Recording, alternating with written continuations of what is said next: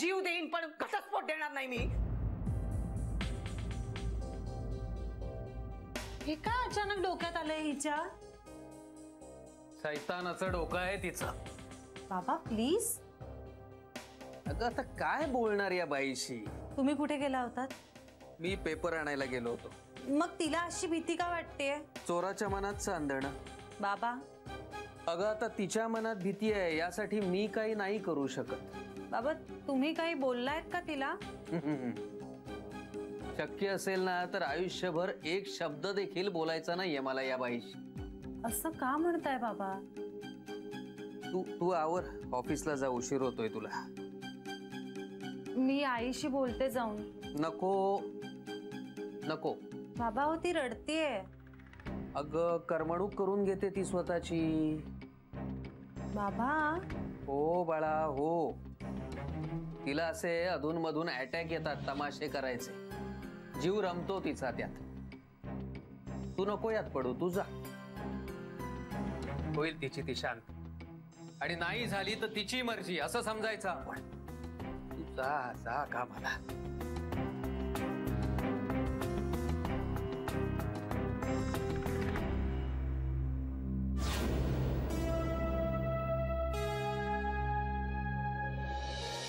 म्हणाली फार बोलला नाही तर मी म्हटलं तिला आमचा श्रीना तसा कमीच बोलतो. तर म्हणाली खुश होता तो.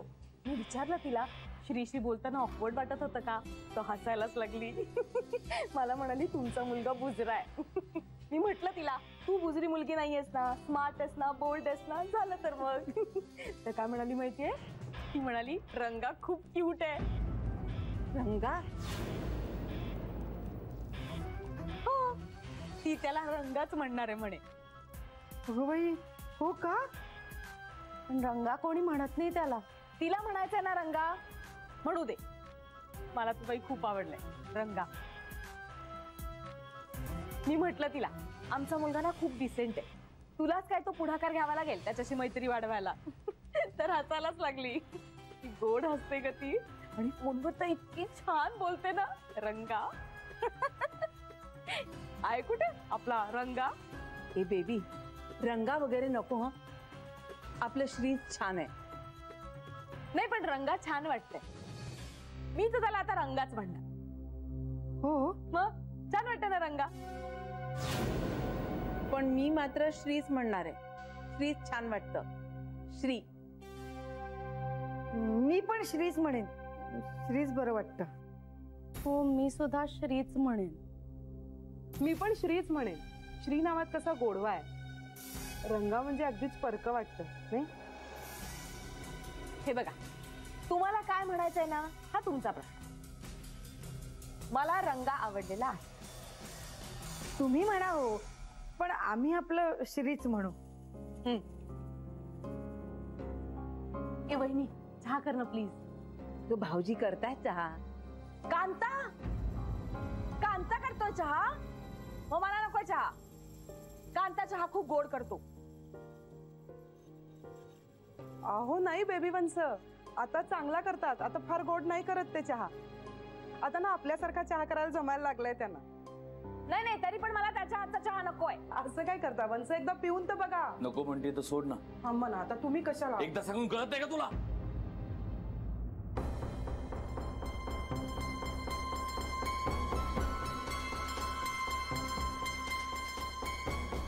ठीक आहे मी करते चहा.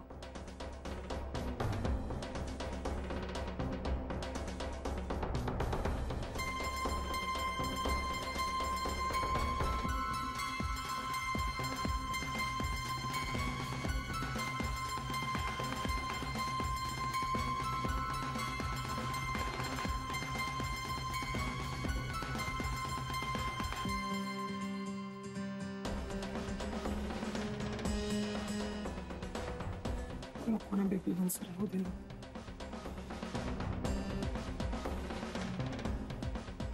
कांता कांता कांता मी तुझ्याशी बोलते.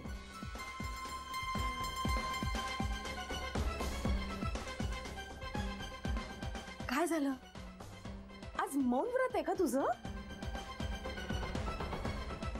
अरे तू तू रागावलास का माझ्यावर? मी तुझा चहा नको असं म्हटलं म्हणून? अरे मी मुद्दाम नाही केलं, गंमत करत होते मी तुझी. बरं बाबा, सॉरी. बस रागावू नको ना. बघा, नाहीतर मी हे तू केलेलं सगळं खाऊन टाकीन. मग तू त्या अर्धा शिरीला वगैरे देणार होतास ना, ते देता नाही येणार तुला. बेबी प्लीज, माझा मूड नाहीये. पण माझा मूड खूप चांगला आहे. बोलणारच नाही आहेस का कुणाशी? तुझ्याशी बोलायचं नाही मला. अहो जाऊ दे ना आता, तुम्ही तरी. का? मी काय घोडं मारलंय तुझं? बेबी जरा गप्प बसशील?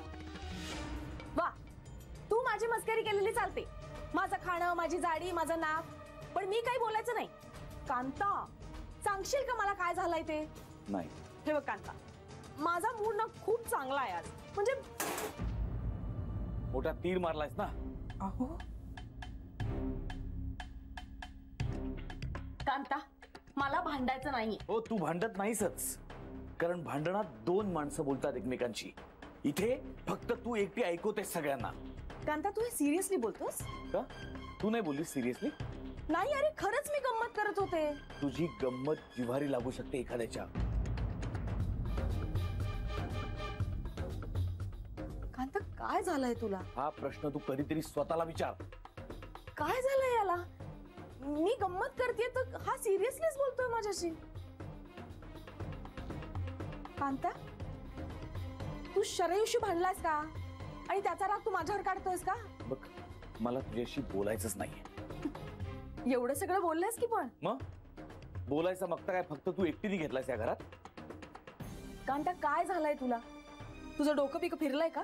मी ऐकून घेते म्हणून वाढतच चाललंय तुझं. तू ऐकून घेतेस कधी? हा, तू फक्त ऐकवतेस सगळ्यांना. तू एकटी बोलणार, बाकी सगळे नंदी बैलासारख्या माना हलवणार.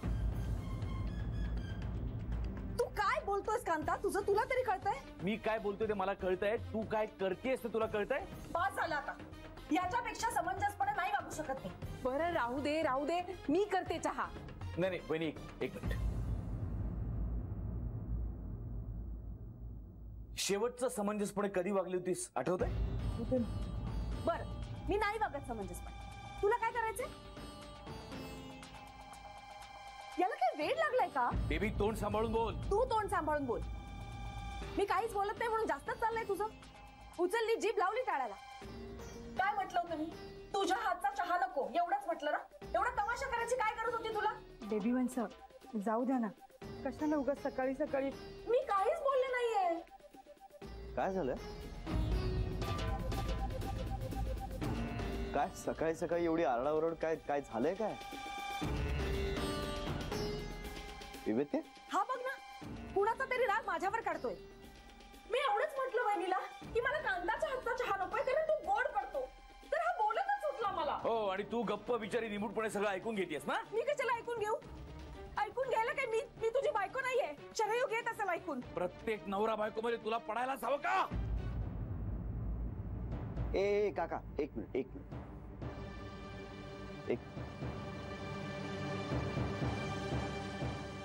काका काय चाललंय? बघ ना, सकाळी सकाळी याला काय झालंय कुणास ठाऊक. बेबी आता जरा शांत हो. मला कशाला शांत राहायला सांगतोयस? मी काहीच केलेलं नाहीये. विचार ना वहिनीला. विचार मी काय केलंय का? वहिनी, मी काय केलंय? बोलले मी काही ह्याला? बेबी चिडू नकोस ना ग. मी काय विचारते त्या प्रश्नाचं आधी उत्तर दे वहिनी. ती तुझी नोकर नाहीये बेबी. आता तू कशाला आमच्यामध्ये पडतोयस? आमचं आम्ही बघून घेऊ ना काय करायचं ते. हे बघ काका जरा आता तू शांत हो ना. काय काय शांत हो काय श्री? ही पद्धत आहे हिची बोलायची? मला तुझ्याकडनं पद्धत शिकायची गरज नाहीये कांता. अख्ख्या जगाला माहितीये तू काय वागलायस ते. तू काय वेगळं वागलीस आजपर्यंत? एक मिनिट. तुम्ही दोघं जरा प्लीज शांत बसता का? आता काय बोलताय तुम्ही? मी तुझ्यासारखं कधीच वागले नाहीये कांता. कधीच नाही. नाही, तुला जमणारे नाही आणि ट्राय पण करू नकोस, कारण त्याकरता मुळात चांगलं माणूस असावं लागतं. मी माणूस म्हणून चांगली नाही आणि तू काय माणूसपणाचा आदर्श आहेस का? तुझा आदर्श ठेवावा का डोळ्यासमोर मुलांनी, भावानी आणि नवऱ्याने? Enough baby. का आता लागलं का? बेबी आत्या प्लीज जरा शांत हो ना. काय बोलता तुम्ही दोघं? जरा शांत व्हा. एका क्षुल्लक कारणावरनं विषय कुठून कुठे नेताय तुम्ही? अरे काय चाललंय? काका आणि तू तरी का चिडतोयस रे उगाच? आणि बेबी त्यात तुझा भाऊ आहे ना. अरे कसं बोलता तुम्ही एकमेकांशी? अरे तुम्हा दोघांचं एकमेकांवर प्रेम आहे ना. तुम्हा दोघांकडे बघून ना मला हळहळ वाटते की मला बहीण का नाहीये.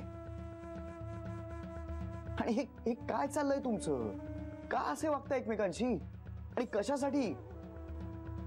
आणि का एकमेकांचा पास उकरून काढताय? तुम्हाला तरी कळतंय का तुम्ही काय बोलताय? तोंडातून बाहेर पडलेला शब्द आणि आयुष्यातून बाहेर गेलेली माणसं कधीही परत येत नाहीत.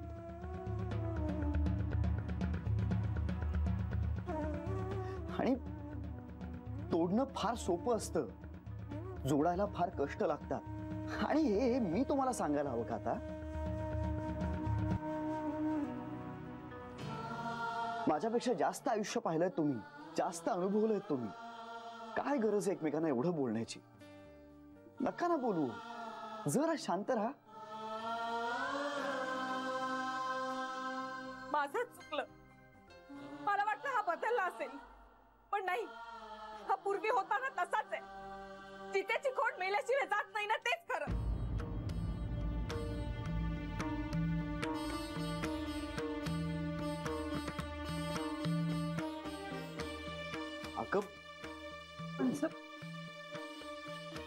स्वतःचा संसार मोडून समाधान नाही झालायचं.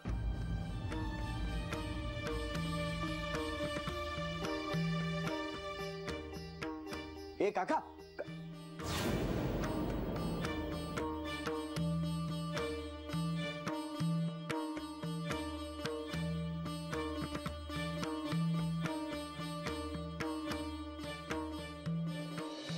कळतंय मला सगळं.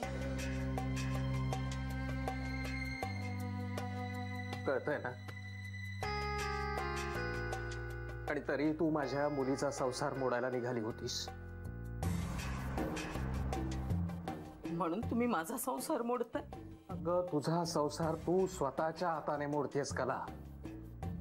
स्वतःच्या हाताने मोडतेस तू स्वतःचा संसार. जानूसाठी म्हणून दुसरं लग्न केलं मी.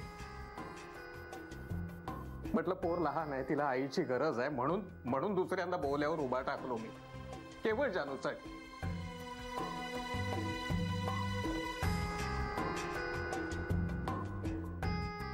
काय करायचं बाकी ठेवलं होतं मी? सांगा ना, काय कमी केलं मी जानूचं? काय केलंस काय तू? सांग ना, काय केलंस काय तू जानूसाठी? माझ्या वयाच्या एका माणसाशी तिचं लग्न लावायला निघालीस. ती आजारी असताना तिचा संसार मोडायचा प्रयत्न केलास. ती प्रेग्नंट असताना पुन्हा एकदा तिचा संसार मोडायचा प्रयत्न केलास. काय केलंस काय तू तिच्यासाठी? सांग ना. हे जे सगळे भोग तू माझ्या लेकीसाठी लिहित होतीस ना, ते तुझ्या वाट्याला यावेत कला. हीच शिक्षा आहे तुझ्यासाठी. तू माझ्या लेकीचा संसार मोडायचा फक्त प्रयत्न केलास, पण तुझा संसार आता मोडतोय कला. तुझा संसार मोडतोय आता. आणि मला यापुढे तुझ्याशी खोटं चांगलं वागणं शक्य नाही. म्हणजे जानूसाठी म्हणून तुझ्याशी चांगलं वागत राहणं म्हणजे मला स्वतःशी प्रतारणा वाटते कला.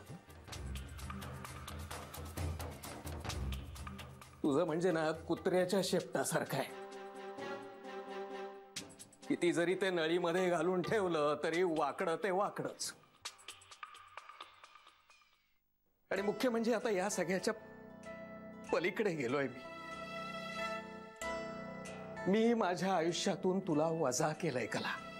म्हणजे मनाने कधीच केलंय, आता लवकरच कायद्याने देखील करेल.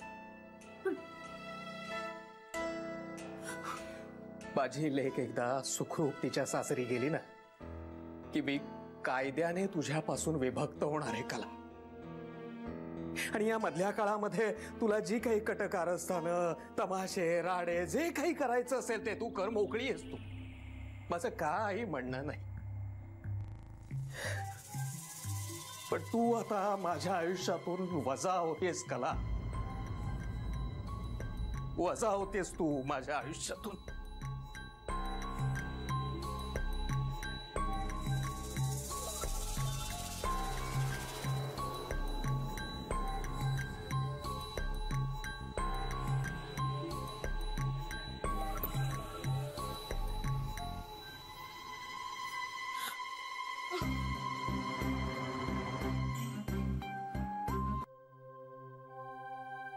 डॉक्टरांकडे जाऊन आलीस?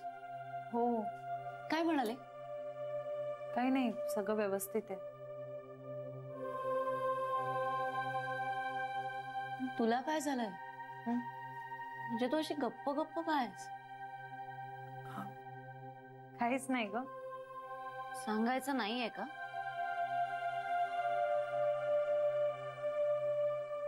आईची काळजी वाटते ग. काय झालं? काहीतरी बिनसलंय आईचं. म्हणजे हरवल्यासारखी असते, सतत कसल्या तरी दडपणाखाली आहे असं वाटत राहतं. तुझ्या आई बाबांचं काही झालंय का? बारीक सारीक भांडणं कुठल्या नवरा बायकोमध्ये होत नाहीत आता. मग माझ्या डिवोर्सचा विषय घरात निघाल्यापासून हिचा डिवोर्स होणार आहे असं हिला का वाटतं हेच कळत नाहीये मला.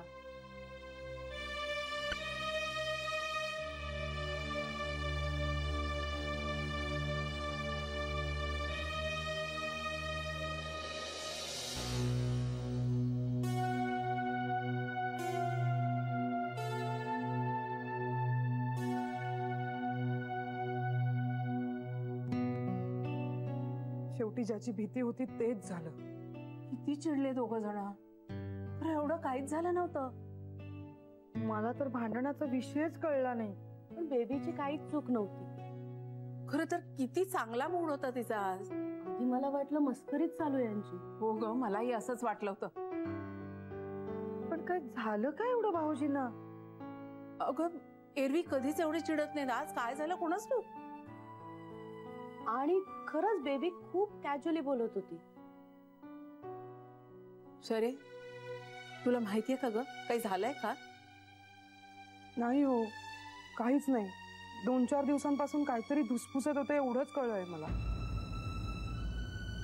फुसफुस कसली? कोणाच ठाऊक, काही बोलले नाही. श्री, तू जरा बोलशील का रे बेबीशी? हो तू बोलच. खूप अपसेट असणार ती. आमची तर हिंमतच नाही बाई त्या दोघांपैकी कोणाशीही बोलण्याची. हो ना, दोघही गरम डोक्याचे आहेत. छे छे, माझं तर अजिबातच धाडस नाही आता ह्यांच्या समोर जाण्याचं. अरे इतकं काहीही झालेलं नाहीये. इतकं नका टेन्शन घेऊ. हा, मी बोलतो, दोघांशीही बोलतो. आधी बेबी आत्याशी बोलतो आणि मग काकाशी बोलतो. काही नाही, शब्दाला शब्द वाढला इतकंच. थोड्या वेळाने बघा दोघंही एकत्र येतील. हा, आणि फक्त एक करा की ह्यातलं आईजीला काही कळू देऊ नका. तिला उगाच टेन्शन येईल. हो, आम्ही नाही सांगणार, पण त्या दोघांना सांगा दी. हो, मी बोलतो त्यांच्याशी. काका काही नाही बोलणार, पण बेबी आत्याशी मी बोलतो.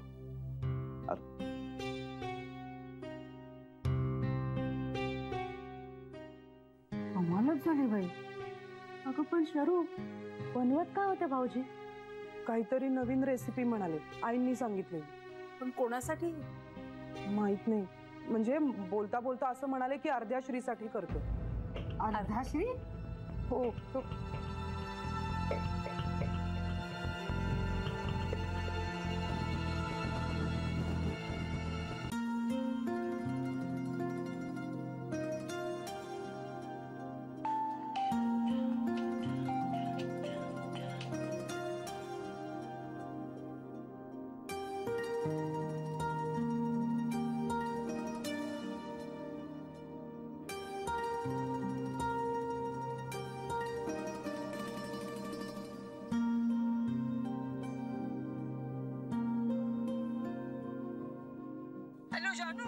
जानू, आता माझं काही खरं नाही ग जानू. आता ना मला रेल्वे रूळच जवळ करावे लागणार. पिंट्या अजून आलेला नाहीये, त्याला सांग म्हणावं आईकडे काही दुसरा पर्याय नव्हता. मला माफ कर म्हणावं. आणि ऐकतेस का जानू, पण मला माफ कर.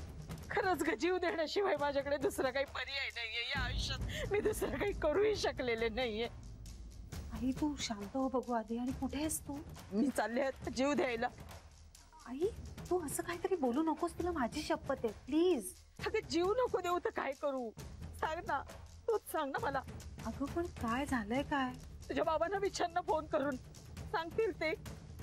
आई प्लीज तू मला सांग काय झालंय. तुझ्या बाबांचं सगळं ठरलंय ना. मी नकोय त्यांना. आता नवऱ्यालाच नकोशी झाली असेल तर मी तरी कशाला जगू.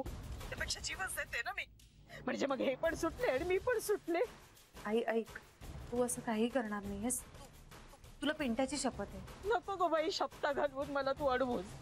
तुला म्हटलं होतं ना मी, हे सारखे सारखे निंबाळकर वकिलांकडे जातात म्हणून. आई हे बघ, तू शांत हो बघू आधी. आता तर कायमची शांत होते. आई नको ना तू असं बोलूस. तू आणि हे बघ, तू असं काहीही करणार नाहीयेस. मी येते. हे बघ खरंच येते. मग आपण शांतपणे बोलूया. हा, हे काही मला सुखाने जगू देणार नाहीयेत ग जानू. झाले ना तेवढे धिंडवडे पुरे झाले माझ्या आयुष्याचे. आणि नवऱ्याने टाकलेली बाई म्हणून मला अजिबात राहायचं नाहीये. आई असं काही होणार नाहीये. तू ओळखतेस ना तुझ्या बाबांना. तुला माहितीये ना त्यांचं एकदा ठरलं की ती अगदी काळ्या दगडावरची रेघ असते. आई काहीही होणार नाहीये. तू उगाच अशा भीत्या मनात घेऊन बसू नकोस. हे बघ बाबांच्या मनात असं काहीही नाहीये. असं काही नाहीये. अगं आता त्यांनी मला सांगितलं. काय सांगितलं? हेच की